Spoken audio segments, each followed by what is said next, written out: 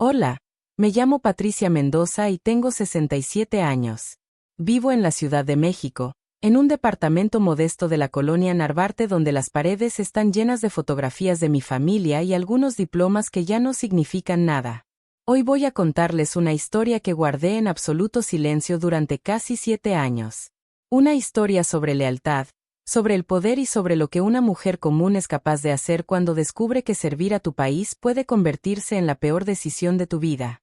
Si alguna vez se preguntaron qué pasa detrás de las puertas cerradas del poder, si alguna vez creyeron que las instituciones nos protegen, tal vez encuentren algo de su propia desilusión en la mía. Recuerda suscribirte a mi canal para conocer más historias. Soy jubilada ahora. Trabajé durante 40 años en la administración pública.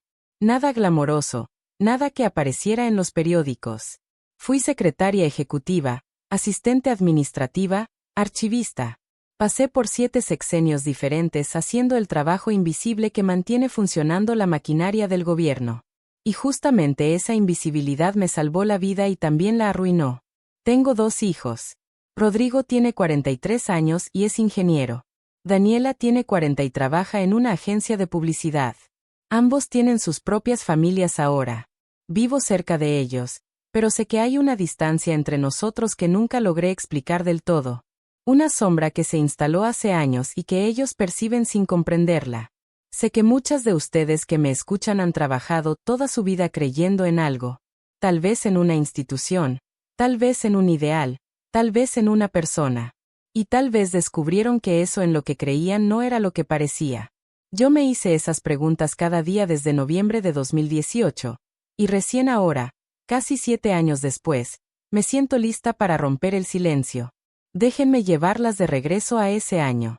Yo tenía 60 años y acababa de recibir la notificación más importante de mi carrera. Después de 4 décadas de trabajo discreto y eficiente en diferentes dependencias, me habían seleccionado para un puesto en Palacio Nacional. Sería parte del equipo administrativo de la nueva presidencia que estaba por comenzar. Era diciembre de 2018 y Andrés Manuel López Obrador acababa de tomar posesión. Recuerdo perfectamente el día que recibí la carta. Estaba en mi antiguo escritorio en la Secretaría de Economía cuando me llamaron a Recursos Humanos. Pensé que era algún trámite rutinario, pero cuando me entregaron el sobre con el sello de presidencia, las manos me temblaron. Mi jefa inmediata, la licenciada Carmona, me felicitó con una mezcla de orgullo y envidia. Me dijo que era un honor, que pocas personas llegaban tan lejos, que representaba décadas de trabajo impecable. Esa noche llamé a mis hijos para contarles. Rodrigo se emocionó genuinamente. Siempre había sido el más orgulloso de mi trabajo. Daniela fue más cautelosa. Me preguntó si estaba segura, si no sería demasiada presión a mi edad, si realmente quería meterme en ese mundo. No entendí su preocupación en ese momento. Ahora sí. Mi esposo había muerto 10 años antes de un infarto fulminante. Héctor era maestro de secundaria, un hombre bueno y simple que nunca entendió realmente a qué me dedicaba, pero que siempre me apoyó. Desde su muerte, el trabajo se había convertido en mi único propósito real. Mis hijos ya tenían sus vidas, yo necesitaba algo que le diera sentido a mis días. Y ese nombramiento parecía ser exactamente eso. El proceso de verificación de antecedentes fue exhaustivo. Investigaron cada aspecto de mi vida. Mis finanzas, mis vínculos familiares, mis amistades, mis redes sociales que apenas usaba. Firmé acuerdos de confidencialidad tan densos que tardé 2 días en leerlos completamente. Me tomaron fotografías, huellas digitales, muestras de firma. Me asignaron un número de empleado clasificado y me explicaron que a partir de ese momento, mi vida laboral anterior prácticamente no existía en registros públicos. La capacitación duró 3 semanas. Nos enseñaron protocolos de seguridad, manejo de información sensible, códigos de conducta estrictos. Éramos 12 personas en total, todas con décadas de experiencia en gobierno. La mayoría eran hombres mayores con expresiones cansadas. Había otras 2 mujeres. Una se llamaba Sofía, tenía unos 50 años y venía de gobernación. La otra era Mercedes, cercana a los 65, veterana de 6 sexenios anteriores con una mirada dura que no invitaba a la conversación. Durante esas semanas nos repitieron constantemente lo mismo. Discreción absoluta. Lealtad institucional. Silencio permanente. Lo que se ve en palacio, se queda en palacio. Lo que se escucha, nunca se escuchó. Lo que se sabe, jamás se supo. Firmamos tantos documentos de confidencialidad que perdí la cuenta. Cada uno más severo que el anterior, con consecuencias legales cada vez más aterradoras. Penas de cárcel por filtración de información. Demandas millonarias. Inhabilitación permanente. Y algo que me llamó la atención en uno de los documentos, una cláusula que mencionaba que ciertos actos podrían considerarse traición a la patria. Esas palabras me quedaron resonando. Traición a la patria.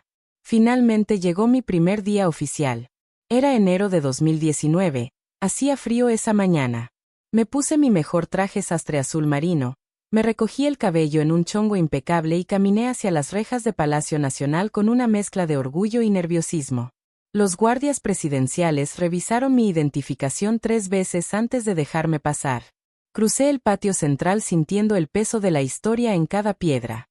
Este era el corazón del poder de México. Me asignaron a un área administrativa en el segundo piso. Mi trabajo consistía en coordinar agendas, gestionar documentación sensible, organizar archivos clasificados y asegurarme de que todo fluyera con eficiencia absoluta. Sonaba simple, casi aburrido, pero rápidamente entendí que era todo lo contrario. Cada documento que pasaba por mis manos tenía un nivel de clasificación. Cada carpeta tenía códigos específicos. Cada correo electrónico requería encriptación. Mi jefe directo era el licenciado Esteban Villalobos, un hombre de unos 55 años, delgado, de lentes gruesos y modales formales hasta el punto de parecer robóticos. Había trabajado en gobierno desde los años 90. Sabía exactamente cómo moverse en ese mundo. Me explicó mis funciones con precisión quirúrgica. Nunca hacer preguntas innecesarias. Nunca comentar lo que veía. Nunca, bajo ninguna circunstancia, hablar de mi trabajo fuera de palacio. Ni siquiera con mi familia. Los primeros meses fueron de adaptación pura. El ritmo era agotador. Jornadas de 12 horas, a veces más. Llegaba a mi casa después de las 9 de la noche completamente exhausta. Rodrigo y Daniela me llamaban preocupados.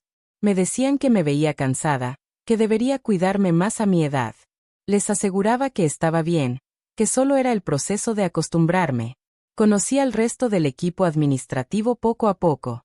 Estaba don Arturo, un señor de casi 70 años que llevaba trabajando en Palacio desde el gobierno de López Portillo.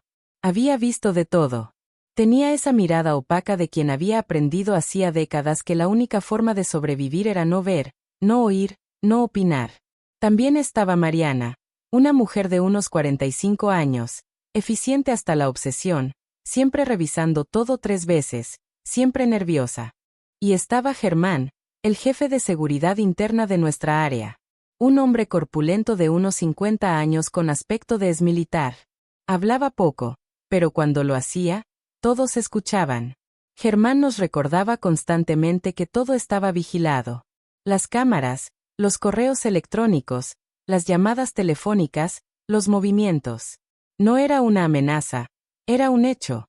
Y todos lo aceptábamos como parte del trabajo. Fue en mi tercer mes cuando empecé a notar cosas extrañas. Reuniones que aparecían en la agenda oficial y luego desaparecían sin explicación. Documentos que me pedían archivar con instrucciones específicas de no registrarlos en el sistema digital. Visitas nocturnas de personas que no aparecían en ninguna lista. Al principio pensé que era normal, que así funcionaban las cosas en el nivel más alto del poder. Una tarde, Villalobos me llamó a su oficina. Me pidió que cerrara la puerta. Me senté frente a su escritorio con ese nerviosismo que nunca desaparece completamente cuando tu jefe te convoca en privado. Me dijo que mi trabajo había sido impecable, que confiaban en mí, que eso era raro en alguien tan nuevo. Luego agregó algo que me hizo sentir incómoda. Me dijo que había niveles de confianza en Palacio, que yo estaba ascendiendo en esos niveles, que eso implicaba responsabilidades adicionales. Le pregunté a qué se refería. Me explicó que ocasionalmente necesitarían que manejara documentación especialmente sensible. Información que requería discreción absoluta. No sería nada ilegal, me aseguró, Solo información que por razones de estado debía mantenerse confidencial. Me preguntó si me sentía cómoda con eso. ¿Qué podía responder? Dije que sí, que confiaran en mí, que entendía la importancia de la discreción. Villalobos asintió satisfecho y me entregó una carpeta manila sellada con cinta de seguridad. Me indicó que la llevara personalmente al archivo del sótano, sección restringida, estante marcado con código rojo. No abrirla, no leerla, solo guardarla. Bajé al sótano con esa carpeta en las manos sintiéndome importante y al mismo tiempo inquieta. El archivo restringido requería una credencial especial que Villalobos me había dado. Entré al cuarto frío y sombrío lleno de estantes metálicos que llegaban hasta el techo. Encontré el estante con código rojo y guardé la carpeta exactamente donde me habían indicado. Salí de ahí rápido. Algo en ese lugar me producía una sensación de opresión que no podía explicar. Las semanas que siguieron fueron similares. Más carpetas selladas, más documentos que no debía leer, más instrucciones precisas sobre dónde guardar qué. Me acostumbré. Es terrible lo rápido que uno se acostumbra a lo anormal cuando se repite lo suficiente. Empezó a parecerme rutinario, parte del trabajo, nada de qué preocuparse. Fue en junio de 2019 cuando todo cambió. Era un viernes por la tarde, casi las 6. La mayoría del personal ya se había ido. Yo estaba terminando de organizar unos archivos para poder irme también. Villalobos había salido temprano a una reunión externa. La oficina estaba en silencio. De repente escuché voces acercándose por el pasillo. Voces masculinas conversando en tono bajo pero urgente. Reconocí una de las voces inmediatamente. Era imposible no reconocerla después de escucharla todos los días en las conferencias mañaneras. Era él, el presidente. Venía caminando con otros dos hombres que no alcancé a identificar. Se detuvieron justo frente a la puerta de la oficina contigua a la mía, separada apenas por una pared delgada. Escuché cómo abrían la puerta y entraban. La puerta se cerró, pero no completamente. Quedó entreabierta. Mi primer instinto fue levantarme y salir discretamente, pero algo me detuvo. Si salía ahora, pasaría justo frente a esa puerta entreabierta. Me verían. Podrían pensar que estaba espiando. Decidí quedarme quieta en mi escritorio, esperando que la reunión fuera breve y luego me iría sin hacer ruido. Me concentré en mi computadora, tratando de parecer ocupada, tratando de no escuchar. Pero era imposible no escuchar.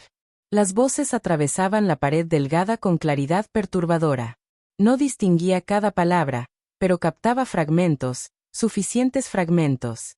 Uno de los hombres mencionaba algo sobre Ayotzinapa, sobre los expedientes, sobre información que no podía salir. Otro hablaba de testimonios que contradecían la versión oficial, de testigos que habían visto cosas diferentes. Y entonces escuché la voz del presidente, esa voz que conocía también de las transmisiones públicas, pero ahora con un tono completamente distinto. Frío, calculador, sin el carisma performativo de las cámaras.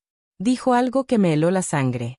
Dijo que esa información debía desaparecer definitivamente, que no podían permitirse que saliera ahora, no cuando estaban construyendo la narrativa de la transformación. Dijo que había formas de asegurarse de que ciertos archivos simplemente dejaran de existir. Uno de los hombres preguntó qué pasaba con las familias que seguían presionando. La respuesta fue aún peor. El presidente dijo que las familias estaban siendo manejadas, que había formas de cansarlas, de desgastarlas con procesos burocráticos interminables, con promesas que nunca se cumplirían. Dijo textualmente, y esto lo recuerdo con claridad absoluta porque quedó grabado en mi memoria como con fuego: la verdad histórica se construye, no se descubre. Y nosotros escribimos la historia ahora. Mi corazón latía tan fuerte que pensé que podían escucharlo del otro lado de la pared. Mis manos temblaban sobre el teclado de la computadora. Seguí mirando la pantalla sin ver realmente nada, fingiendo trabajar, rogando que la reunión terminara pronto, rogando que no se dieran cuenta de que yo estaba ahí. La conversación continuó. Mencionaron nombres que no conocía, lugares, fechas. Hablaron sobre documentos que debían ser reclasificados con niveles más altos de secreto. Hablaron sobre periodistas específicos que estaban haciendo preguntas incómodas y cómo debían ser manejados. La palabra manejados se repitió varias veces y cada vez sonaba más amenazante. Después de lo que me pareció una eternidad, pero probablemente fueron solo 15 minutos, escuché que se levantaban. Escuché pasos acercándose a la puerta. Me quedé completamente inmóvil mirando mi pantalla, tecleando sin sentido tratando de parecer completamente absorta en mi trabajo. La puerta se abrió completamente. Los pasos pasaron frente a mi oficina. Contuve la respiración. No levanté la vista. Seguí tecleando como si nada existiera más allá de mi computadora. Los pasos se alejaron por el pasillo. Esperé. Conté hasta 100 mentalmente. Luego conté hasta 100 otra vez. Finalmente me atreví a levantar la mirada. El pasillo estaba vacío. Silencio absoluto. Me levanté con las piernas temblando, tomé mi bolso y salí de ahí lo más rápido que pude sin correr. Bajé las escaleras en lugar de esperar el elevador. Crucé el patio central con pasos apresurados. Mostré mi identificación a los guardias de la salida y salí a la calle respirando como si hubiera estado bajo el agua todo ese tiempo. El camino a casa fue un borrón. Tomé el metro en automático, cambié de línea sin pensar realmente, llegué a mi departamento y cerré la puerta con seguro. Me senté en el sillón de la sala temblando. ¿Qué acababa de escuchar? ¿Había escuchado realmente lo que pensaba que había escuchado? Tal vez lo había malinterpretado. Tal vez habían estado hablando de otra cosa y yo, por el cansancio, por los nervios, había entendido mal. Pero sabía que no era así. Sabía exactamente lo que había escuchado. Una conversación sobre ocultar información relacionada con Ayotzinapa. Una conversación sobre manipular testimonios, sobre hacer desaparecer archivos, sobre manejar a periodistas y familias. Y lo peor, esa frase que no podía sacarme de la cabeza: la verdad histórica se construye, no se descubre. Esa noche no pude dormir. Me quedé en la cama mirando el techo, dando vueltas a lo que había escuchado. ¿Qué debía hacer? ¿A quién podía decirle? ¿Debía decirle a alguien? Había firmado acuerdos de confidencialidad. Acuerdos que dejaban muy claro que divulgar información clasificada podía llevarme a la cárcel. Pero esto no era información administrativa normal. Esto era algo mucho más grande, mucho más oscuro. Pensé en llamar a Rodrigo, contarle, pedirle consejo. Pero, ¿cómo le explicaba sin ponerlo en peligro? ¿Y si sus teléfonos estaban intervenidos? Sonaba paranoico. Pero después de lo que había escuchado, nada me parecía demasiado paranoico. Pensé en escribirlo, dejarlo documentado en algún lugar seguro. ¿Pero dónde era seguro? ¿Mi computadora personal? ¿Un cuaderno que podía ser encontrado? El lunes llegué a Palacio con ojeras profundas y un nudo en el estómago que no se iba. Traté de actuar con normalidad, de hacer mi trabajo como siempre, pero me sentía observada. Cada vez que alguien me miraba, pensaba que sabían. Cada vez que Villalobos me hablaba, analizaba sus palabras buscando dobles sentidos, señales de que me habían descubierto. Fue al tercer día cuando Villalobos me llamó a su oficina otra vez. El corazón casi se me sale del pecho. Cerré la puerta como me indicó y me senté tratando de controlar el temblor de mis manos. Me miró por encima de sus lentes con esa expresión neutral que siempre mantenía. Me preguntó cómo me sentía, si todo estaba bien. Le dije que sí, que solo había estado un poco cansada. Me estudió en silencio durante unos segundos que se sintieron eternos. Luego me dijo que había notado que el viernes pasado me había quedado trabajando hasta tarde. Sentí que el piso se abría bajo mis pies. Le respondí con voz que esperaba sonara normal que sí, que había estado terminando unos archivos. Me preguntó si había visto u oído algo inusual ese día. La pregunta era una trampa y ambos lo sabíamos. Si decía que sí, admitía que había estado ahí durante la reunión. Si decía que no, estaba mintiendo, y si luego descubrían que había mentido, las consecuencias serían peores. Opté por una verdad parcial. Le dije que había escuchado voces en el pasillo, que pensé que eran personas de seguridad haciendo rondas, que no había prestado atención porque estaba concentrada en mi trabajo. Villalobos asintió despacio. Me dijo que era importante reportar cualquier actividad inusual, que la seguridad era prioridad, que si alguna vez veía o escuchaba algo que me pareciera fuera de lugar, debía informarle inmediatamente. El mensaje era claro. Me estaban advirtiendo. Sabían que había estado ahí ese viernes. Sabían que potencialmente había escuchado algo. Y me estaban dejando saber que me vigilaban. Le aseguré que así lo haría, que comprendía la importancia de la seguridad. Me despidió con un gesto. Salí de su oficina sintiendo que las paredes se cerraban sobre mí. Los días que siguieron fueron de paranoia creciente. Empecé a notar cosas que antes pasaba por alto. Un hombre con traje oscuro que siempre estaba en el mismo café donde yo desayunaba antes de entrar a Palacio. Un carro gris que vi varias veces estacionado cerca de mi edificio. Llamadas telefónicas donde nadie respondía del otro lado. Tal vez era mi imaginación, tal vez la culpa y el miedo me estaban volviendo paranoica, pero no podía sacudirme la sensación de que me estaban vigilando. Dejé de usar mi celular para cualquier cosa sensible. Dejé de escribir correos personales desde mi computadora.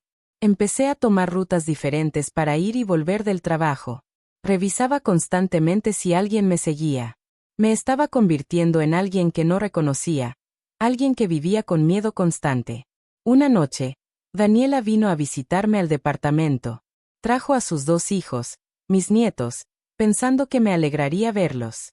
Y me alegraba, por supuesto, pero no podía estar presente realmente. Daniela lo notó. Mientras los niños jugaban en la sala, ella me llevó a la cocina y me preguntó directamente qué me pasaba. Me dijo que me veía mal, que había perdido peso, que tenía una expresión en los ojos que le daba miedo. Quise contarle todo. Las palabras estaban ahí, en mi garganta, luchando por salir. Pero me detuve. Si le contaba, la ponía en peligro. Si ella sabía lo que yo sabía, también se convertía en un riesgo. Y no podía hacerle eso a mi hija. Le dije que solo era estrés del trabajo, que las jornadas eran muy largas, que a mi edad era más difícil aguantar ese ritmo. No me creyó, pero tampoco insistió. Me abrazó antes de irse y me dijo que si alguna vez necesitaba hablar, ella estaría ahí. Lloré esa noche sabiendo que nunca podría tomar esa oferta. Fue en agosto, 2 meses después de aquella conversación que escuché, cuando me asignaron una tarea que me hizo entender exactamente dónde estaba parada. Villalobos me entregó una lista de documentos del archivo restringido del sótano. Me dijo que necesitaba sacar cada uno de esos expedientes, verificar su contenido contra una lista de verificación que me dio, y luego reclasificarlos con un nivel de seguridad más alto. Algunos debían pasar de confidencial a secreto de Estado. La lista incluía 20 expedientes diferentes. Cuando bajé al sótano y empecé a buscarlos, me di cuenta de que varios estaban relacionados con Ayotzinapa. Reportes de investigación, testimonios, análisis forenses, cronologías. Mientras los sacaba de los estantes con manos que temblaban, entendí lo que estaba haciendo. Estaba participando activamente en ocultar información. Estaba siendo cómplice de exactamente lo que había escuchado en aquella reunión. Tenía una decisión que tomar en ese momento. Podía negarme, podía decir que no me sentía cómoda haciendo eso. Pero, ¿qué pasaría entonces? Me despedirían, eso seguro. Pero podría ser peor. Había firmado acuerdos de confidencialidad. Sabía demasiado. La gente que sabía demasiado y que se negaba a cooperar, ¿qué les pasaba? No quería averiguarlo. Así que hice el trabajo. Saqué cada expediente, verifiqué su contenido sin leerlo realmente porque no quería saber más de lo que ya sabía. Los reclasifiqué según las instrucciones y los devolví a estantes aún más restringidos del sótano. Cada movimiento se sentía como traición. No a la institución, sino a algo más grande. A la verdad, a las familias que seguían buscando respuestas, a mi propia conciencia. Esa noche vomité. Llegué a casa, cerré la puerta y vomité en el baño hasta que no quedó nada en mi estómago. Me senté en el piso frío abrazando mis rodillas y lloré. Lloré por lo que estaba haciendo, por lo que me estaba convirtiendo, por no tener el valor de decir que no. Los meses que siguieron fueron de supervivencia pura. Desarrollé una especie de disociación. Iba al trabajo, hacía lo que me pedían, regresaba a casa. No pensaba demasiado en lo que hacía. No me permitía pensar. Porque si pensaba, si realmente procesaba mi complicidad, me rompería. Y no podía romperme. Necesitaba el trabajo. Necesitaba el salario. Y sobre todo, necesitaba mantener a mi familia segura. Fue Mercedes, la mujer veterana de múltiples sexenios, quien me habló por primera vez de forma genuina. Era septiembre. Estábamos solas en el archivo organizando documentación. Sin previo aviso, sin siquiera mirarme, Me dijo, te vi el viernes ese de junio. Te vi salir de la oficina con esa cara. Sé lo que escuchaste. Me quedé paralizada. No sabía qué responder. Mercedes continuó hablando en voz baja sin dejar de ordenar carpetas. Me dijo que ella llevaba trabajando en Palacio desde 1988, que había visto 6 presidentes diferentes, que todos tenían secretos, todos ocultaban cosas, todos manipulaban información. Me dijo que la diferencia entre los que sobrevivían y los que desaparecían era simple. Los que sobrevivían aprendían a no ver, a no escuchar, a no recordar. Le pregunté, también en voz baja, ¿qué pasaba con los que no aprendían esa lección? Mercedes finalmente me miró. Tenía los ojos cansados, apagados, como si hubiera visto demasiado dolor. Me dijo que algunos renunciaban y se iban lejos, muy lejos, y si tenían suerte los dejaban ir en paz.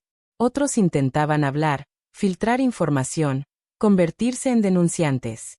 Esos, me explicó con una calma aterradora, tenían accidentes. Se enfermaban repentinamente. Desaparecían. Me contó sobre una mujer que había trabajado ahí durante el sexenio de Peña Nieto. Había descubierto irregularidades enormes en contratos con empresas fantasma. Intentó reportarlo internamente primero. Luego, cuando nadie hizo nada, intentó llevarlo a medios. Tuvo un accidente de tránsito 3 semanas después.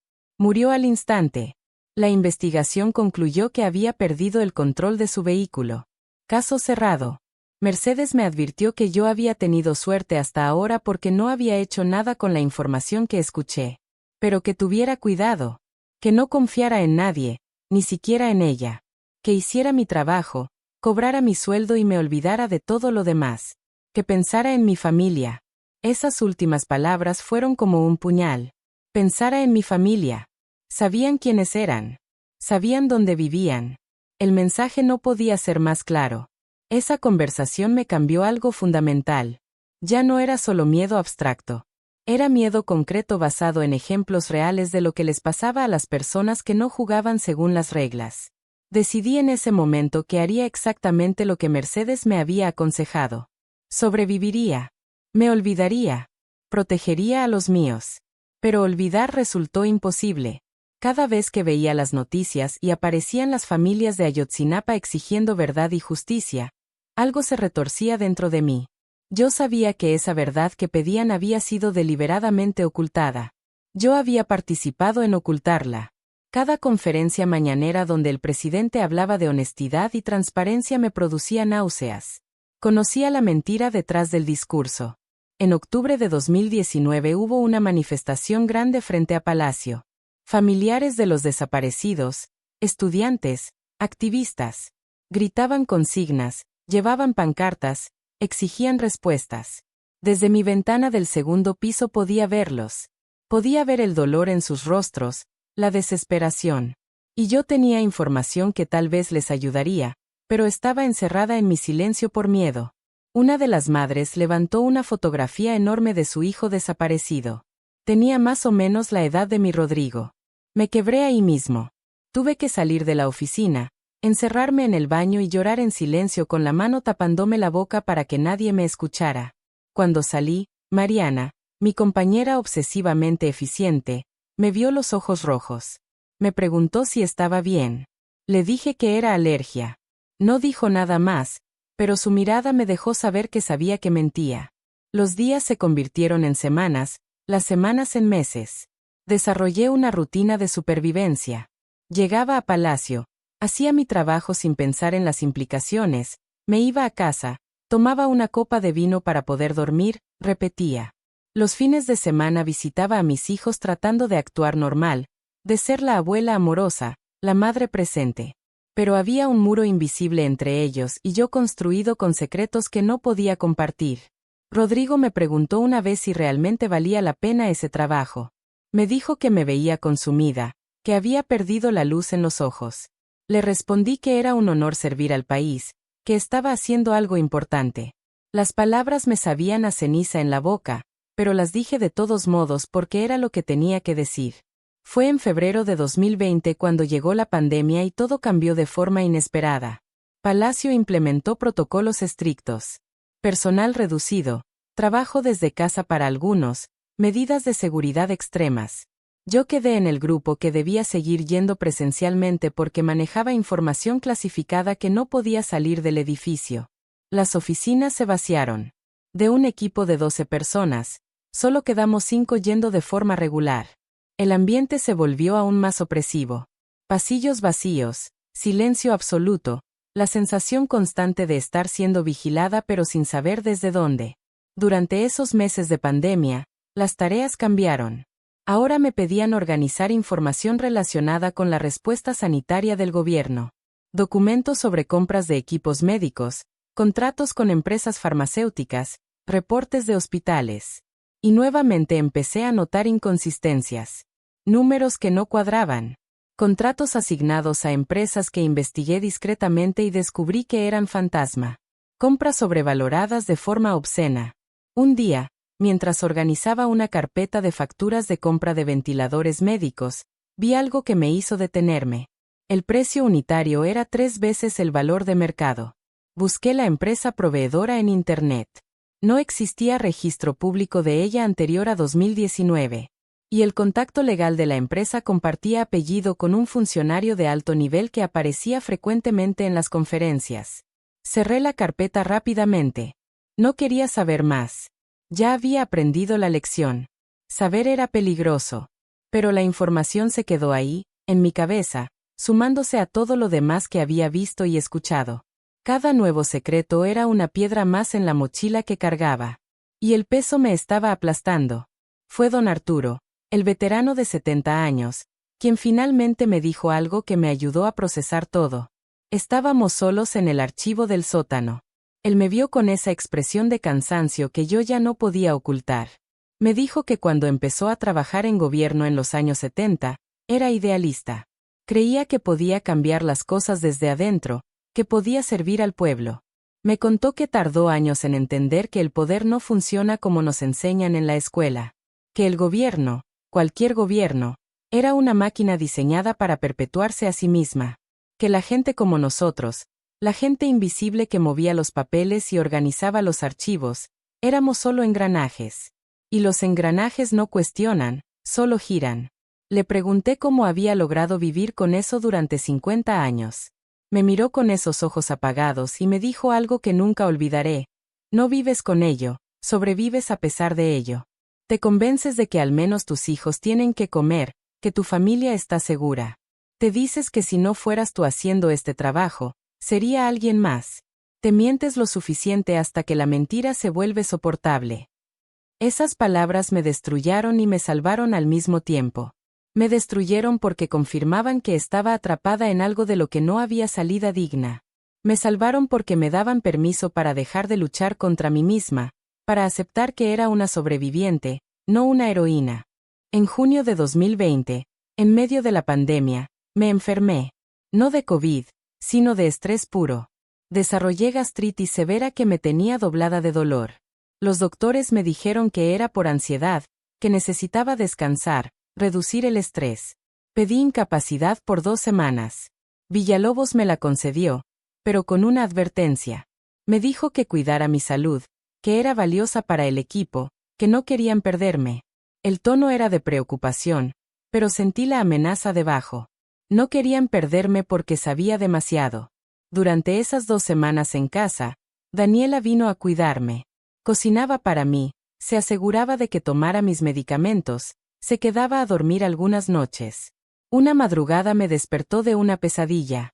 Estaba gritando en sueños. Me abrazó mientras yo temblaba, empapada en sudor. Me preguntó de qué había estado soñando. Le dije que no lo recordaba, pero era mentira. Había soñado con archivos en llamas, con voces gritando verdades que nadie escuchaba, con mi propia complicidad escrita en documentos que no podía destruir. Daniela me miró con lágrimas en los ojos y me suplicó que renunciara a ese trabajo. Me dijo que el dinero no valía la pena si me estaba matando, que prefería ayudarme económicamente a verme destruirme. Le agradecí, pero le expliqué que no era tan simple, que tenía compromisos, responsabilidades. No podía decirle la verdad, que renunciar no era una opción, que sabía demasiado, que la única forma de salir era llegando a la edad de jubilación y rezando porque me dejaran ir en paz. Regresé al trabajo después de esas 2 semanas sintiéndome peor que antes. El descanso no había servido de nada porque el problema no era físico, era moral. Era el peso de saber, de callar, de ser cómplice. Villalobos me recibió con esa cordialidad fría que siempre mantenía. Me preguntó si me sentía mejor. Le dije que sí. Me asignó inmediatamente una nueva tarea. Más archivos para reclasificar, más información para ocultar. Fue en septiembre de 2020 cuando pasó algo que incrementó mi paranoia a niveles insostenibles. Estaba en el metro regresando a casa cuando noté a un hombre joven, de unos 30 años, que me miraba fijamente desde el otro extremo del vagón. Cuando me bajé en mi estación, él también se bajó. Lo vi seguirme a distancia mientras caminaba hacia mi edificio. Di vueltas innecesarias. Entré a una tienda, salí. Él seguía ahí. Finalmente entré a mi edificio casi corriendo. Subí las escaleras en lugar del elevador y me encerré en mi departamento con todas las cerraduras puestas. Miré por la ventana con cuidado de no ser vista. El hombre estaba abajo, en la calle, recargado en un poste, mirando hacia mi ventana. Se quedó ahí 20 minutos. Luego se fue. No dormí esa noche.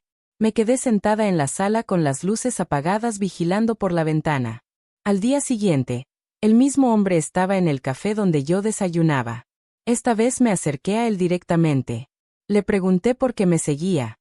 Me miró con expresión neutral y me dijo que no sabía de qué hablaba, que era solo alguien tomando café. Pero la forma en que lo dijo, con esa calma estudiada, me confirmó que sí me estaba siguiendo. Esa tarde confronté a Villalobos. Cerré la puerta de su oficina y le dije directamente que había notado que me seguían. Le pregunté por qué.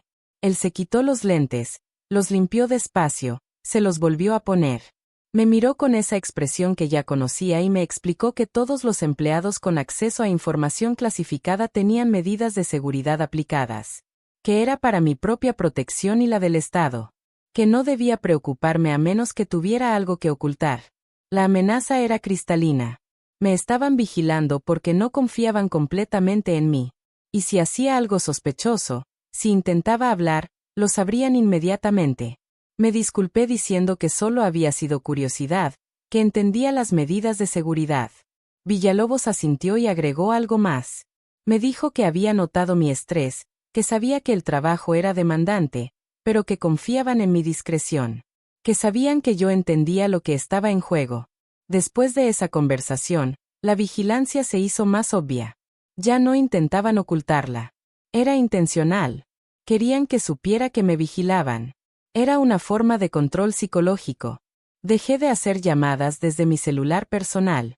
Dejé de usar mi computadora para cualquier cosa que no fuera completamente inocua. Asumí que todo estaba intervenido, que cada palabra que decía era escuchada, que cada movimiento era monitoreado. La paranoia se filtró en cada aspecto de mi vida. Cuando mis nietos venían a visitarme, tenía miedo de abrazarlos, de que mi cercanía con ellos los convirtiera en blancos. Cuando Rodrigo me preguntaba sobre mi trabajo, inventaba historias aburridas sobre trámites administrativos. Cada mentira me alejaba más de ellos, pero era la única forma de mantenerlos seguros. En noviembre de 2020 hubo cambios en el personal. Sofía, la mujer que venía de gobernación, desapareció de un día para otro. Cuando pregunté por ella, me dijeron que había renunciado por motivos personales, que se había mudado a Querétaro. Pero algo en la forma en que Villalobos lo dijo me hizo dudar. Nunca más supe de ella. Sus redes sociales desaparecieron. Su teléfono quedó fuera de servicio. Era como si nunca hubiera existido. Eso me aterrorizó más que cualquier otra cosa. Confirmaba que la gente podía simplemente desaparecer. Y si les pasaba a ellos, podía pasarme a mí. Redoblé mis esfuerzos por ser invisible, por no llamar la atención, por hacer exactamente lo que me pedían sin cuestionamientos. Fue Mercedes quien me buscó una tarde de diciembre. Me llevó al archivo del sótano con la excusa de necesitar ayuda para localizar unos documentos. Una vez ahí, cerró la puerta y me habló en voz apenas audible. Me dijo que Sofía no había renunciado, que había intentado sacar copias de ciertos documentos, que la habían descubierto, que nadie sabía exactamente qué le había pasado, pero que había desaparecido completamente. Le pregunté cómo sabía eso. Mercedes me explicó que llevaba suficientes años ahí para reconocer los patrones. Cuando alguien realmente renunciaba, había un proceso.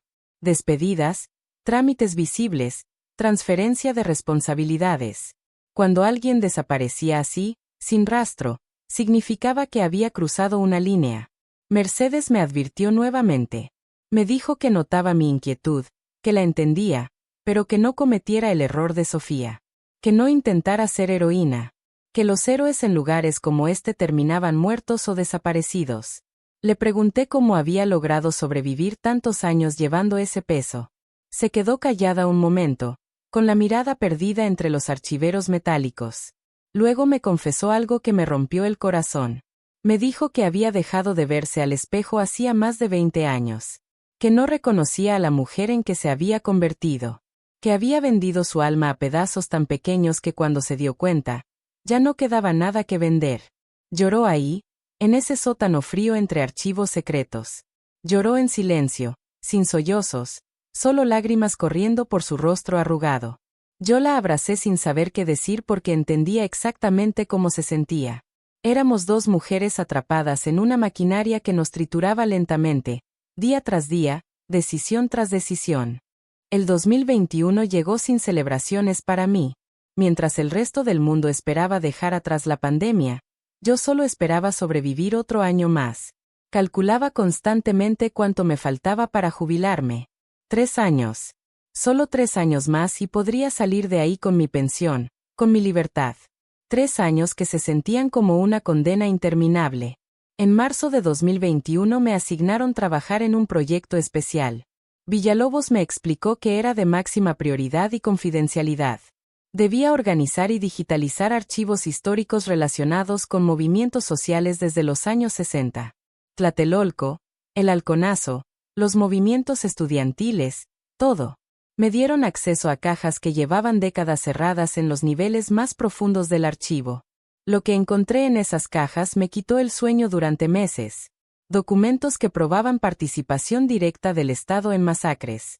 Órdenes firmadas por presidentes para reprimir manifestaciones. Listas de personas que debían ser eliminadas. Fotografías de cuerpos, de tortura, de horror institucionalizado. Y lo peor, notas manuscritas de funcionarios discutiendo cómo ocultar todo eso, cómo construir narrativas falsas, cómo reescribir la historia. Me di cuenta de algo terrible mientras organizaba esos archivos. Lo que había escuchado en aquella conversación sobre Ayotzinapa no era una aberración. Era el procedimiento estándar. El Estado mexicano llevaba décadas haciendo exactamente lo mismo. Ocultar, manipular, mentir. Cambiar de partido, de presidente, de discurso. Pero la mecánica era siempre la misma. Una noche, mientras trabajaba sola en el sótano organizando esas cajas, encontré un documento que me dejó helada. Era un memorándum de 1968, días antes de la masacre de Tlatelolco. En él, funcionarios de alto nivel discutían exactamente cuánta violencia era aceptable para dispersar a los estudiantes. Calculaban cuántos muertos serían justificables ante la opinión pública internacional. Hablaban de seres humanos como números en una ecuación política. Leí ese documento 3 veces. Cada vez sentía más náusea. Y entonces entendí algo que me destruyó. Si esos funcionarios de 1968 nunca fueron castigados, si esos archivos habían permanecido ocultos durante más de 50 años, ¿qué me hacía pensar que algo sería diferente con Ayotzinapa? O con cualquier otro crimen de Estado. Yo estaba participando en el mismo ciclo de impunidad que llevaba décadas repitiéndose. Esa noche llamé a Rodrigo. Necesitaba escuchar su voz. Necesitaba recordar por qué hacía todo esto. Le pregunté cómo estaban mis nietos. Me contó sobre sus actividades, la escuela, sus logros pequeños. Hablamos de cosas simples y cotidianas. Cuando colgué, lloré. Lloré porque estaba traicionando todo lo que mis nietos merecían creer sobre su país, sobre la justicia, sobre la verdad. En junio de 2021 hubo otro cambio en el equipo. Germán, el jefe de seguridad, fue transferido repentinamente a otra dependencia. Su reemplazo era un hombre más joven, más duro, con esa mirada fría de quien había trabajado en inteligencia militar. Se presentó como el comandante Ríos. Desde el primer día dejó claro que las medidas de seguridad se intensificarían. Implementó nuevos protocolos. Revisiones aleatorias de bolsos al salir. Restricciones más estrictas sobre qué áreas podíamos acceder y cuándo. Cámaras adicionales instaladas en lugares que antes no las tenían. Y lo más inquietante, entrevistas individuales con cada miembro del equipo para evaluar nuestro nivel de confianza. Cuando me tocó mi entrevista, el comandante Ríos me hizo preguntas que parecían inocentes pero que claramente buscaban evaluar mi lealtad. Me preguntó sobre mi familia, con lujo de detalle. Nombres completos de mis hijos, dónde trabajaban, dónde vivían, los nombres de mis nietos, sus escuelas. Me preguntó sobre mis rutinas personales, mis amistades, mis actividades fuera del trabajo. Cada respuesta que daba era anotada meticulosamente en una tableta. Me preguntó si alguna vez había tenido contacto con periodistas. Le dije que no. Me preguntó si usaba redes sociales activamente. Le dije que casi no. Me preguntó si alguna vez había sentido conflicto moral con las tareas asignadas. Esa última pregunta fue una trampa obvia. Si decía que sí, admitía que cuestionaba mis funciones. Si decía que no, parecería poco creíble. Opté por una respuesta intermedia. Le dije que a veces el trabajo era emocionalmente difícil por el nivel de responsabilidad, pero que entendía la importancia de la confidencialidad y estaba comprometida con mi deber. Ríos me estudió en silencio durante varios segundos. Luego asintió y me despidió. Después de esa entrevista, la vigilancia se intensificó aún más. El hombre que me seguía en el metro ahora era más obvio. Ya no intentaban disimular. Querían que supiera que cada movimiento mío estaba monitoreado. Era control psicológico puro. Y funcionaba. Dejé de salir salvo para lo estrictamente necesario. Dejé de ver amigas. Me convertí en una reclusa que iba del trabajo a casa y de casa al trabajo. En septiembre de 2021, don Arturo murió. Tenía ya 72 años. Oficialmente fue un paro cardíaco mientras dormía. Su funeral fue discreto, poca gente. Villalobos fue en representación de Palacio y dejó una ofrenda floral institucional.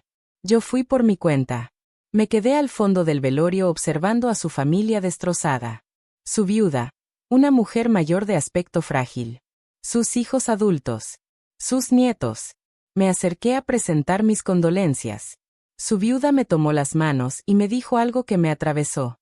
Me dijo que Arturo había sido un buen hombre que hizo lo mejor que pudo en circunstancias difíciles. Que había cargado con muchos secretos que nunca pudo compartir. Que esos secretos lo habían consumido lentamente. Que ella esperaba que al menos ahora, en la muerte, él finalmente encontrara paz. Salí de ese velorio con una claridad terrible. Ese sería mi futuro si no hacía algo. Moriría vieja, consumida por secretos, llevándome a la tumba todo lo que sabía. Y mi familia nunca entendería realmente quién había sido yo, qué había hecho, porque había estado tan distante. Sería solo otra burócrata que trabajó en gobierno y se murió. Fin de la historia. ¿Pero qué podía hacer? Cada camino que consideraba llevaba a la destrucción. Si hablaba, me destruían a mí y posiblemente a mi familia. Si callaba, me destruía por dentro. No había opción buena. Solo había opciones terribles entre las cuales elegir la menos destructiva.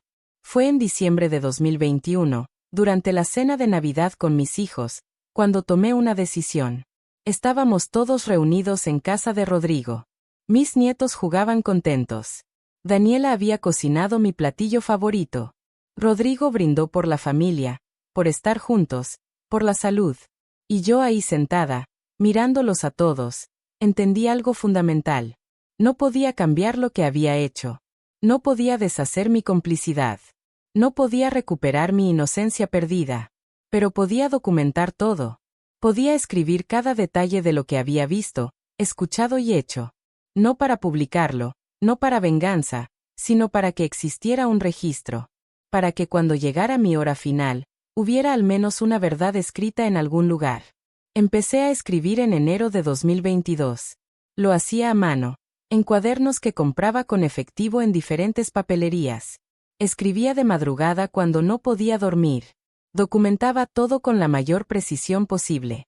Fechas, nombres cuando los recordaba, conversaciones, documentos que había procesado. Cada entrada era una confesión, un testimonio, una evidencia. Guardaba los cuadernos en lugares diferentes. Uno en el departamento de Daniela sin que ella supiera, escondido entre sus libros de cocina. Otro en la casa de Rodrigo en su bodega, metido dentro de una caja marcada como herramientas viejas. Un tercero lo dejé con mi abogada en un sobresellado con instrucciones de abrirlo solo en caso de mi muerte. La abogada era una mujer mayor que había manejado asuntos legales menores para mí durante años. Le dije que eran documentos personales importantes. No preguntó más. Escribir se convirtió en mi forma de mantener la cordura. Cada palabra que ponía en el papel era una piedra menos en la mochila que cargaba. No sabía si alguien leería algún día esos cuadernos, pero necesitaba que existieran. Necesitaba que la verdad estuviera escrita en algún lugar, aunque fuera en letra manuscrita en páginas que tal vez nadie vería nunca. En marzo de 2022 sucedió algo que casi me hace perder el control completamente. Salió una noticia de que habían encontrado restos de algunos de los estudiantes de Ayotzinapa. Las familias dieron conferencias de prensa llorando. Exigían que el gobierno revelara toda la información que tenía. Dijeron que sabían que existían archivos clasificados, que sabían que había testimonios ocultos, que exigían la verdad completa. Yo veía esas conferencias desde mi computadora del trabajo con un nudo en la garganta. Sabía exactamente dónde estaban esos archivos. Los había reclasificado yo misma. Los había movido a niveles más altos de seguridad.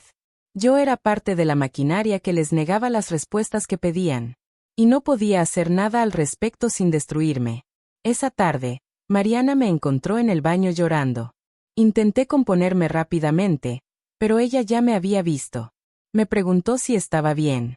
Le dije que solo era estrés acumulado.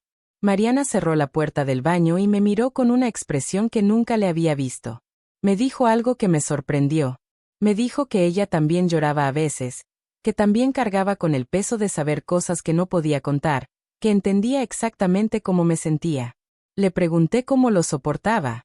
Me explicó que se había vuelto experta en la disociación. Cuando hacía su trabajo, se convencía de que era solo eso, trabajo. Papeles, archivos, procedimientos.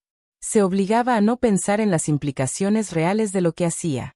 Era la única forma de no volverse loca. Luego me advirtió que tuviera cuidado, que me había visto muy afectada últimamente, que eso llamaba la atención, y que llamar la atención en ese lugar era lo más peligroso que podías hacer. Tenía razón. Me forcé a controlarme mejor, a mostrar menos emoción, a ser más máquina y menos humana. Y funcionó. Las semanas que siguieron fueron más tranquilas. Nadie me cuestionaba. Nadie parecía sospechar. Seguí escribiendo de madrugada, documentando todo, pero durante el día me convertí en la burócrata perfecta. Eficiente, neutral, invisible. En julio de 2022 Mercedes se jubiló. Tenía ya 67 años. Organizaron una pequeña despedida en la oficina. Villalobos le dio un reconocimiento impreso en papel bond. Le agradecieron sus décadas de servicio. Hubo pastel y café. Todo muy protocolar, muy frío. Mercedes aceptó su reconocimiento con una sonrisa que no llegaba a sus ojos. Antes de irse, me buscó en privado. Me dio un abrazo largo y me susurró al oído: sobrevive. Es todo lo que puedes hacer. Solo sobrevive. Luego se fue. Salió por esa puerta y nunca más la volví a ver. Intenté contactarla algunas veces después, pero su número había cambiado. Era como si hubiera decidido desaparecer deliberadamente de todo lo relacionado con esa etapa de su vida. Su partida me dejó más sola que nunca. Era la única persona con quien había podido hablar, aunque fuera en fragmentos, sobre el peso que cargábamos. Ahora solo quedábamos Mariana y yo como veteranas del equipo. El resto eran empleados nuevos que no conocían la historia completa, que no habían visto lo que nosotras habíamos visto. Uno de esos empleados nuevos era un joven llamado Carlos. Tenía unos 30 años, recién salido de la maestría en Administración Pública. Llegó lleno de idealismo y energía. Hablaba de servir al pueblo, de hacer la diferencia, de la importancia de la transparencia. Cada palabra que decía me dolía porque yo había sido así alguna vez. Había creído en las mismas cosas. Una tarde Carlos me preguntó por qué ciertos documentos tenían niveles tan altos de clasificación. Me preguntó si no contradecía eso el discurso de transparencia del gobierno. Lo miré y vi mi yo de hace años reflejado en él. Quise advertirle, decirle que dejara de hacer preguntas, que solo hiciera su trabajo y se callara. Pero no podía decirle eso sin revelar demasiado. Le respondí que había razones de seguridad nacional para clasificar cierta información, que no nos correspondía a nosotros cuestionar esas decisiones, que nuestro trabajo era ejecutar, no juzgar. Carlos me miró con decepción. Me dijo que esperaba más de alguien con mi experiencia, que esperaba que yo entendiera la importancia de la rendición de cuentas. Le respondí con más dureza de la que pretendía. Le dije que la experiencia te enseña cuándo hacer preguntas y cuándo simplemente hacer tu trabajo. Que si quería durar en ese lugar, aprendiera a distinguir la diferencia. Se fue de mi escritorio claramente molesto. Yo me quedé ahí sintiendo que acababa de convertirme en lo que más detestaba. Me había convertido en parte del sistema de silenciamiento. Estaba perpetuando el ciclo. ¿Pero qué otra opción tenía? Si Carlos seguía haciendo preguntas incómodas, terminaría como Sofía. Desaparecido. Y tal vez con mi silencio duro, con mi advertencia velada, lo estaba salvando. Esa noche escribí en mi cuaderno sobre Carlos. Sobre su idealismo. Sobre cómo el sistema lo trituraría igual que me había triturado a mí. Sobre cómo dentro de unos años, si sobrevivía, él también estaría dando las mismas respuestas frías a algún otro joven idealista. El ciclo nunca se rompía. Solo se repetía generación tras generación. En octubre de 2022 mi salud empeoró significativamente. La gastritis se convirtió en úlcera. Empecé a tener problemas de presión arterial. Mi doctor me advirtió que el estrés me estaba matando literalmente. Me recetó medicamentos, pero también me recomendó fuertemente que considerara jubilarme anticipadamente si era posible. Le expliqué que no podía, que necesitaba llegar a mi fecha de jubilación completa. Daniela me acompañó a una de esas citas médicas. Escuchó al doctor explicar mi estado de salud. Cuando salimos del consultorio, me confrontó en el estacionamiento. Me dijo que ya no reconocía a su madre, que me había convertido en una sombra, que ese trabajo me estaba matando y que no entendía por qué no renunciaba. Gritó que ningún trabajo valía mi vida. Quise explicarle. Quise contarle todo. Las palabras estaban ahí, luchando por salir. Pero me detuve. Porque si le contaba la verdad, ella cargaría con el mismo peso que yo. Se convertiría en otra más que sabía demasiado. Y no podía hacerle eso. Así que solo le dije que era complicado, que había compromisos que no podía romper. Daniela lloró frustrada y se fue. Tardamos semanas en volver a hablarnos normalmente. En enero de 2023, Carlos, el joven idealista, dejó de aparecer al trabajo. Cuando pregunté por él, Villalobos me dijo que había renunciado, que había conseguido una mejor oferta en el sector privado. Pero algo en su tono me hizo dudar. Le pregunté si alguien tenía su nueva información de contacto. Me dijo que no, que había sido repentino, que Carlos no había dejado despedidas. Busqué su nombre en redes sociales esa noche. Sus perfiles seguían activos pero no había publicado nada nuevo en semanas. Sus últimas publicaciones eran de noviembre, antes de que empezara a hacer demasiadas preguntas. Intenté enviarle un mensaje privado.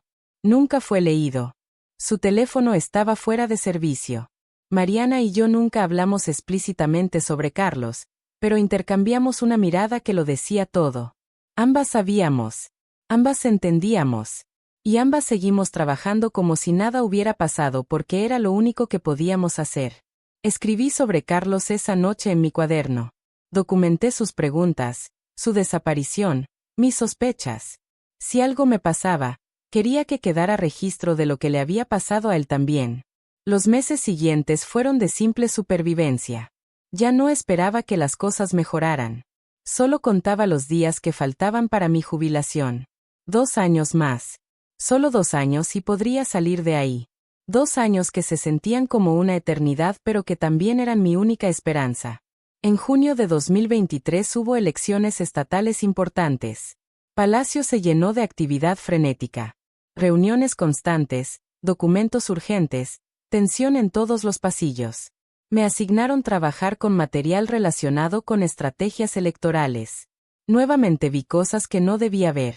Documentos sobre cómo manipular conteos, cómo presionar a funcionarios electorales locales, cómo canalizar recursos de forma ilegal a campañas específicas. No era nada que no supiera que pasaba. Todo el mundo sabe que las elecciones en México están manchadas de corrupción. Pero una cosa es saberlo abstractamente y otra es ver los documentos específicos, las instrucciones detalladas, los montos exactos. Ver la maquinaria funcionando desde adentro.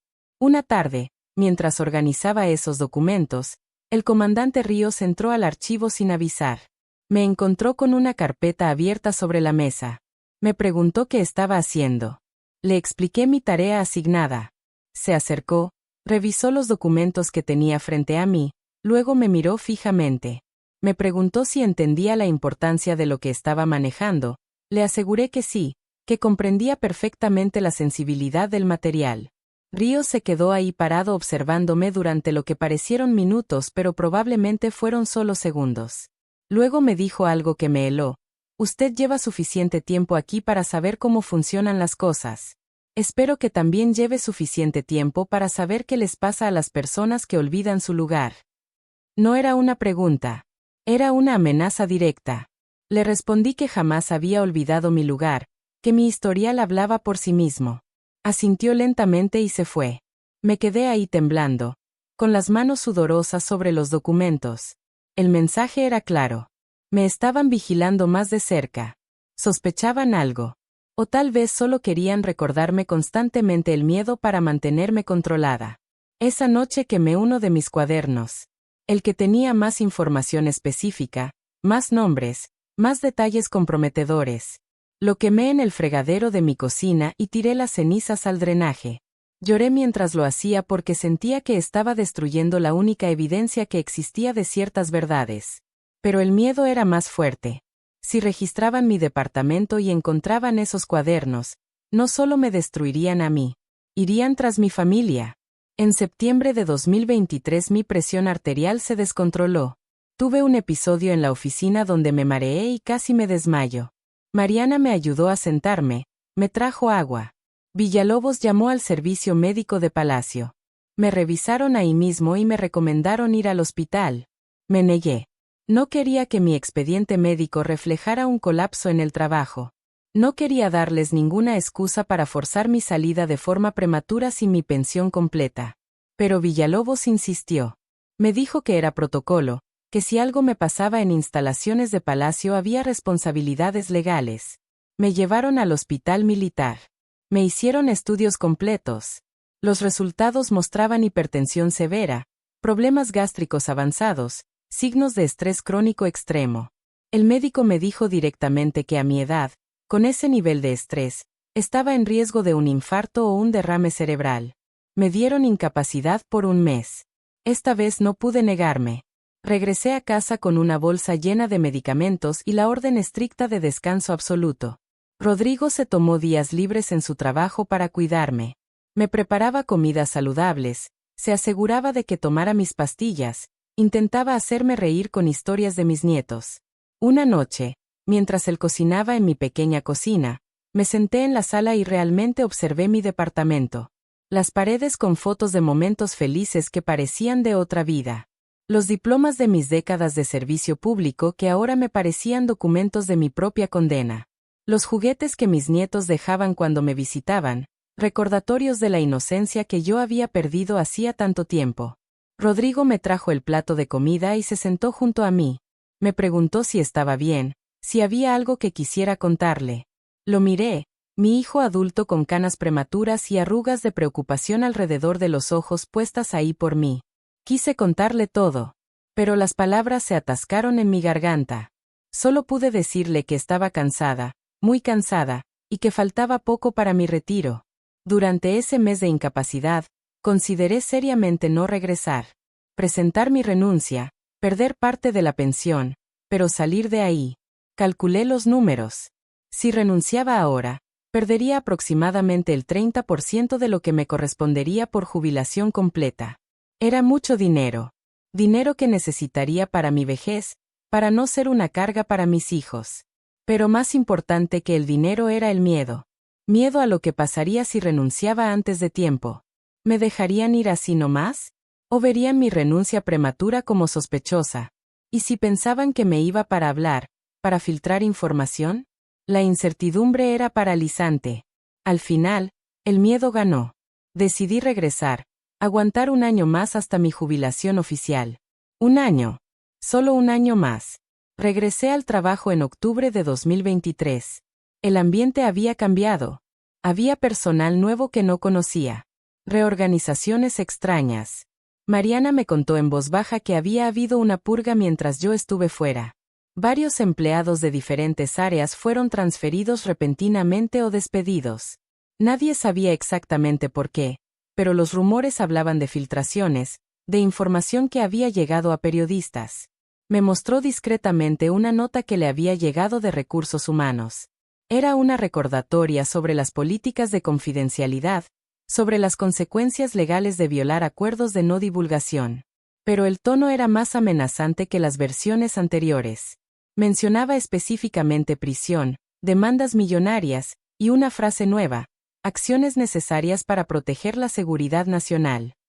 El comandante Ríos convocó a una reunión obligatoria de todo el personal con acceso a información clasificada. Éramos como 30 personas en total de diferentes áreas. Nos sentaron en una sala sin ventanas. Ríos habló durante 40 minutos sobre lealtad institucional, sobre traición, sobre las consecuencias de filtrar información. Mostró ejemplos de casos reales donde empleados desleales habían terminado en prisión. Nombres, fotografías, sentencias. Luego proyectó algo que me hizo contener la respiración. Eran fragmentos de conversaciones interceptadas, correos electrónicos, mensajes de texto. Empleados de gobierno contactando a periodistas, intentando pasar información. La mayoría de los mensajes estaban redactados cuidadosamente, usando lenguaje codificado, pero Ríos los decodificaba uno por uno mostrando las verdaderas intenciones. El mensaje era cristalino. Todo estaba vigilado. Todo estaba interceptado. No había forma de comunicarse de manera segura. No había forma de filtrar información sin ser descubierto. Y las consecuencias eran devastadoras. Salí de esa reunión sabiendo que mis cuadernos manuscritos escondidos eran mi única opción. Cualquier intento de comunicación electrónica sería detectado inmediatamente. Noviembre y diciembre de 2023 pasaron en una neblina de tensión. Las festividades de fin de año en Palacio fueron sombrías. Hubo una cena navideña protocolar donde todos fingíamos celebrar. Villalobos dio un discurso sobre el honor de servir a la nación. Yo empujaba comida por mi plato sin poder tragarla realmente. Daniela organizó la cena de Año Nuevo en su casa. Toda la familia estaba ahí. Mis nietos corrían felices entre los adultos. Rodrigo brindó por la familia, por la salud, por el nuevo año lleno de posibilidades. Cuando me tocó brindar, levanté mi copa con mano temblorosa y solo pude decir: por sobrevivir un año más. Todos rieron pensando que era un chiste sobre mi edad. Solo yo sabía que era literal. En enero de 2024 comenzó mi último año completo antes de la jubilación. Me aferré a esa fecha como a un salvavidas. Octubre de 2024. Ese era el mes. 30 años de servicio cumplidos. Pensión completa garantizada. Libertad. O al menos eso esperaba. Porque aún no sabía si realmente me dejarían ir o si sabían demasiado. Era una sentencia de por vida. Los primeros meses de 2024 fueron relativamente tranquilos. Rutina establecida, tareas conocidas, nada fuera de lo ordinario. Empecé a tener una esperanza cautelosa de que tal vez, solo tal vez, llegaría a mi jubilación sin incidentes. Que podría salir de ahí, recibir mi pensión y desaparecer en la vida normal de una abuela jubilada.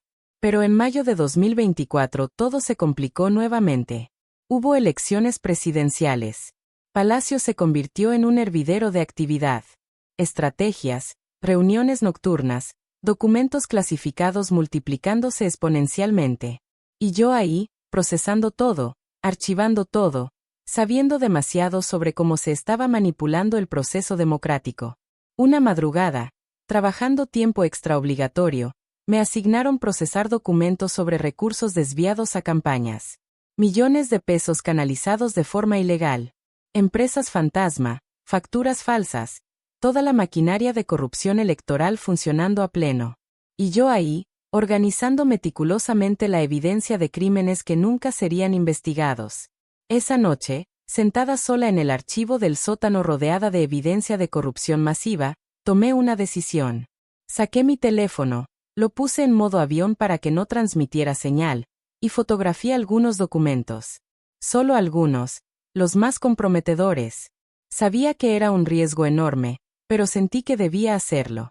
Que no podía dejar que todo esto simplemente desapareciera sin que existiera al menos alguna evidencia fotográfica. Guardé las fotos en la memoria del teléfono, no en la nube. Cuando llegué a casa, las transferí a una memoria USB que escondí en un lugar que solo yo conocía. Luego borré las fotos del teléfono y lo restablecí de fábrica. Mi corazón latía tan fuerte durante todo el proceso que pensé que me daría un infarto ahí mismo. Los días siguientes viví en terror absoluto esperando que me descubrieran. Cada vez que Villalobos me llamaba a su oficina, pensaba que era el final. Cada vez que veía al comandante Ríos, sentía que sabía lo que había hecho. Pero no pasaba nada. Las semanas fueron pasando y no pasaba nada. Las elecciones llegaron en junio. Ganó el candidato oficialista como estaba planeado. Las celebraciones en Palacio fueron ostentosas. Todos felicitaban al presidente por su éxito, por su legado, por asegurar la continuidad del proyecto. Yo observaba todo con asco apenas contenido. Julio, agosto, septiembre pasaron en agonía lenta. Cada día más cerca de mi jubilación. Cada día con más miedo de que algo saliera mal en el último momento. No me atrevía a hablar con nadie. No me atrevía a hacer nada que pudiera llamar la atención. Me convertí en un fantasma en mi propio lugar de trabajo. Invisible, silenciosa, contando los días. Finalmente llegó octubre de 2024. Mi último mes oficial. Villalobos me llamó a su oficina para discutir los procedimientos de mi retiro. Me explicó que habría una pequeña ceremonia de despedida, que me entregarían un reconocimiento, que firmaría documentos finales. Y luego agregó algo que me heló. Por supuesto, los acuerdos de confidencialidad que firmó al ingresar siguen vigentes de por vida. Las obligaciones no terminan con la jubilación. Le aseguré que entendía perfectamente, que nunca había violado esa confianza y nunca lo haría. Me estudió con esos ojos fríos detrás de los lentes gruesos. Eso espero, Patricia. Sería terrible que después de tantos años de servicio impecable, algo empañara su legado, o pusiera en riesgo a su familia. La amenaza no podía ser más explícita. Me estaba diciendo que incluso jubilada, seguiría vigilada, que si hablaba, las consecuencias alcanzarían a mis hijos, a mis nietos. Asentí, firmé los papeles necesarios y salí de ahí sintiendo que la libertad que había esperado durante años era solo una ilusión. Mi ceremonia de despedida fue el 25 de octubre de 2024. Asistieron mis compañeros, algunos funcionarios de recursos humanos, Villalobos. Me entregaron un diploma y un reloj con una placa grabada agradeciendo mis 30 años de servicio. Hubo pastel. Hubo palabras amables sobre mi dedicación y discreción. Mariana me abrazó con lágrimas en los ojos. Ambas sabíamos que probablemente no nos volveríamos a ver. Era más seguro así. Salí de Palacio Nacional por última vez el 31 de octubre de 2024. Entregué mi credencial, mi llave de acceso, todo. Crucé esas rejas históricas y caminé hacia mi vida de jubilada. Debería haberme sentido liberada. Pero solo sentía miedo. Miedo de que me siguieran. Miedo de que cualquier cosa que dijera o hiciera fuera interpretada como traición. Los primeros meses de jubilación fueron extraños. Dormía hasta tarde porque podía. Veía a mis nietos más seguido. Intentaba ser la abuela normal que ellos merecían. Pero las pesadillas continuaban. Soñaba con archivos quemándose, con voces pidiendo verdad que yo no podía dar, con mi propia complicidad escrita en documentos interminables. Fue en enero de 2025, 3 meses después de jubilarme, cuando vi en las noticias que habían encontrado más restos de estudiantes de Ayotzinapa. Las familias otra vez exigiendo verdad completa. Y yo ahí, jubilada, libre técnicamente, pero todavía atada por el miedo y los secretos. Esa noche saqué mis cuadernos escondidos. Los leí todos completos por primera vez en años. Página tras página de mi testimonio, de lo que había visto, escuchado, hecho.